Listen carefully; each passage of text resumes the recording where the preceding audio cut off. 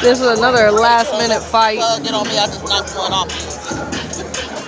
Anthony Aston Jr. is originally from Charleston, North Carolina, by way of Chicago. This is his second pro fight, and he didn't spend much time in the amateurs. Only 3 fights as an amateur. Sometimes you don't have that luxury of having an amateur career when you discover boxing later, a little bit later on in life. Yeah, he's 32 years old, so that makes sense. You know, a late start for him.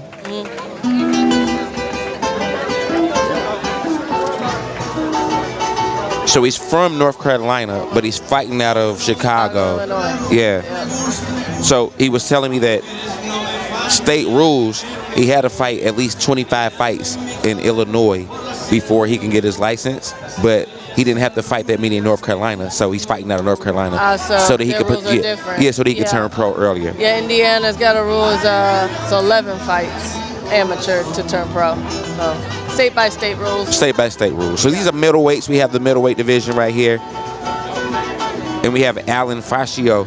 He's 4-0 with 4 knockouts. He's expected to, take charge tonight, it sounds like. Yeah, and he's only 23 years old.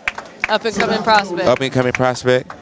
Young kid out of Elgin, Illinois is where he's from. Elgin. That's a different city there. Elgin, Illinois.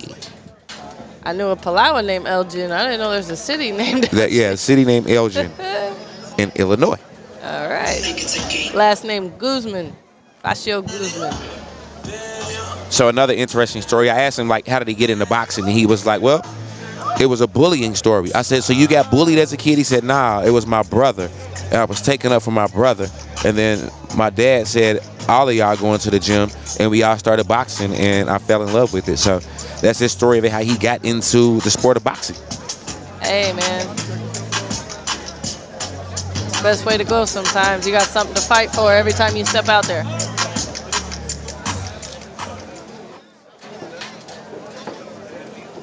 But Anthony Alston, 6'2", a tall middleweight.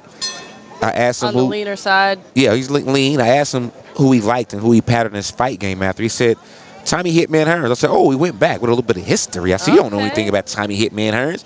He said, man, I got you too, just like everybody else. He's putting that jab out there as he should, but should be a little more convincing.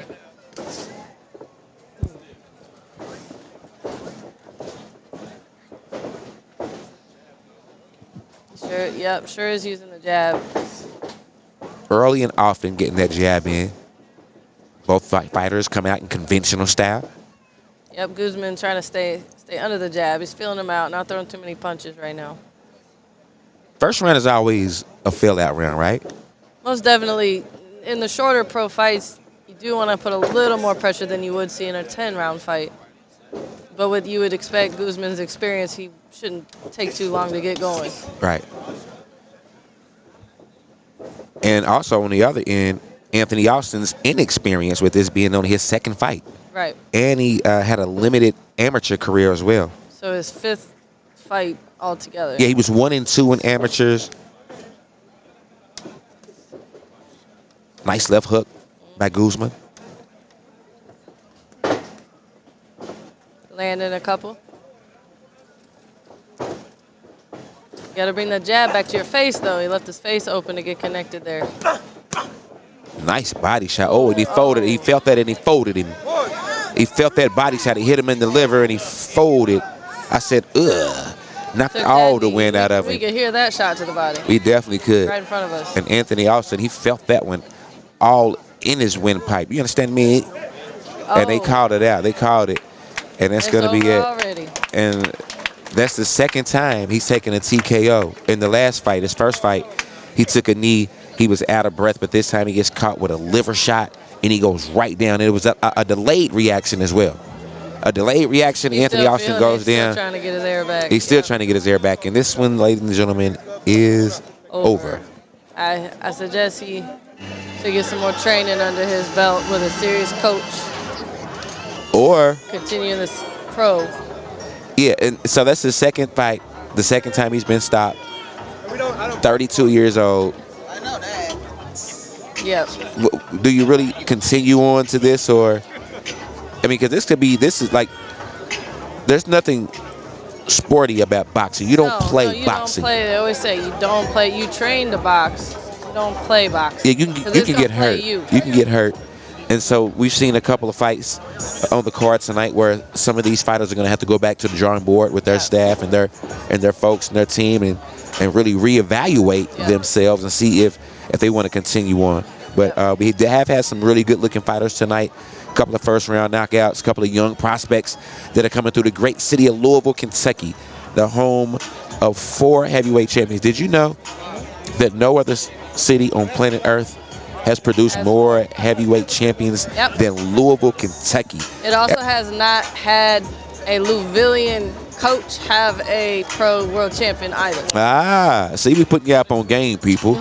We putting you up on game. Louisville back boxing 101, and let's get to the scorecard. One more time, give it up. And the winner, 1 minute 48 seconds of round number 1 by TKO from the red corner, Alan Facio.